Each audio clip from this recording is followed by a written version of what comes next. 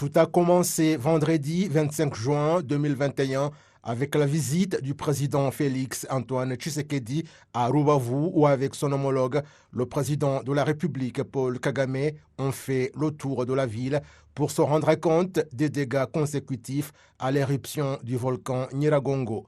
Les deux chefs d'État ont souligné la nécessité de collaborer. Le lendemain, le président de la République, Paul Kagame, s'est rendu à Goma.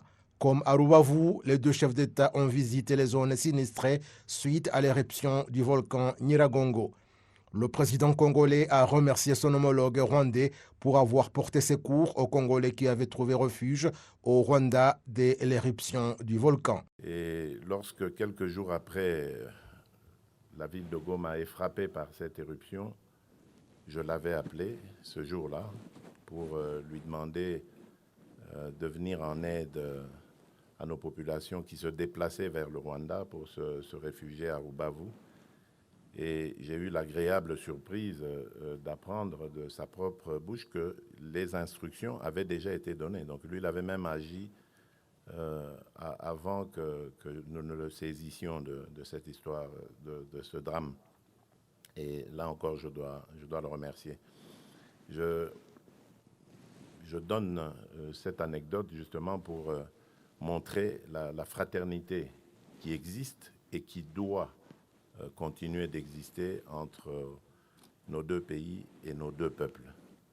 J'ai toujours dit, depuis mon accession à la tête de la République démocratique du Congo, que nous avons perdu tant d'années à vivre entre fraternel, économique entre nos deux pays. Et vous voyez que lorsque nous passons à ce second aspect d'échange, de fraternité, d'amour, ce que nous sommes capables de produire, vous l'avez vu, par la signature de ces accords et qui, je dirais à la suite du président Paul Kagame, ne s'arrêteront pas là, continueront. Ce n'est qu'un commencement, ne sont qu'un commencement. Lors du point de presse clôturant la visite du président Kagame en République démocratique du Congo, son homologue du Congo, Félix Antoine Tshisekedi, a souligné que les contraintes sur le commerce transfrontalier doivent être éliminées dans l'intérêt de deux peuples. Le président Kagame a à ce propos fait observer qu'il n'est pas bon de voir dans l'autre un problème, mais plutôt une opportunité. Le chef de l'État a souligné que l'élimination des contraintes commerciales est un devoir de différents organes. We can put good laws in place. We can put the right infrastructure in place. We can, but at the same time, the practice.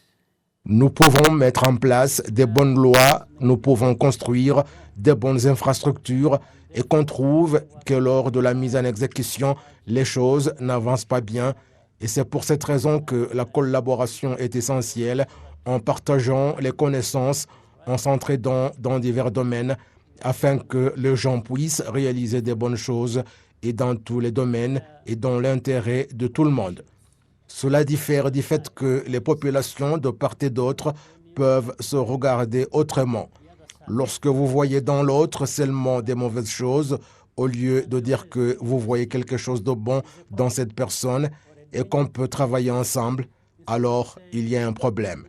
Même s'il y a des bonnes lois, mais une mauvaise politique, il y a donc un problème.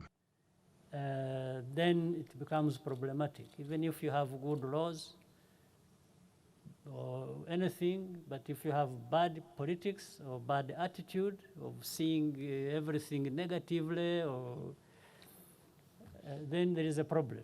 Les deux chefs d'État ont souligné que les deux pays doivent dépasser les mauvais moments qu'ils ont vécus suite à l'insécurité, mais qu'ils soient caractérisés par des activités de développement fondées sur des bonnes relations. À propos de la sécurité, les deux chefs d'État ont affiché la volonté politique pour ensemble trouver des solutions durables aux problèmes d'insécurité dans la région.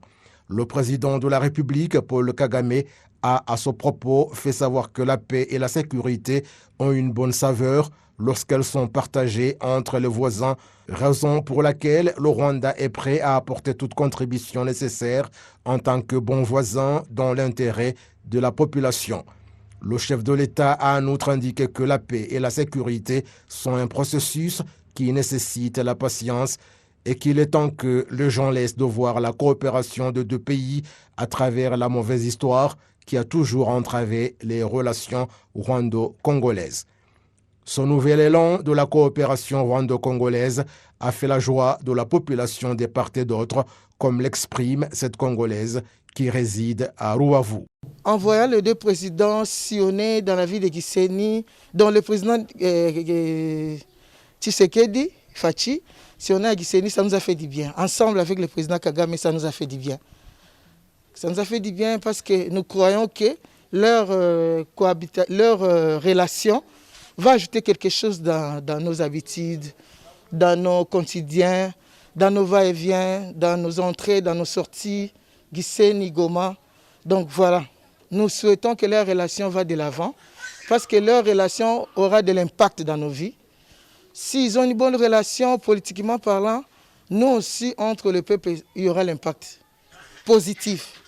Vraiment, ça sera du bien en tout et pour tout. Soulignons qu'au terme des entretiens tenus entre les deux parties, des accords sur l'investissement, l'élimination de la double imposition et sur l'extraction minière ont été signés.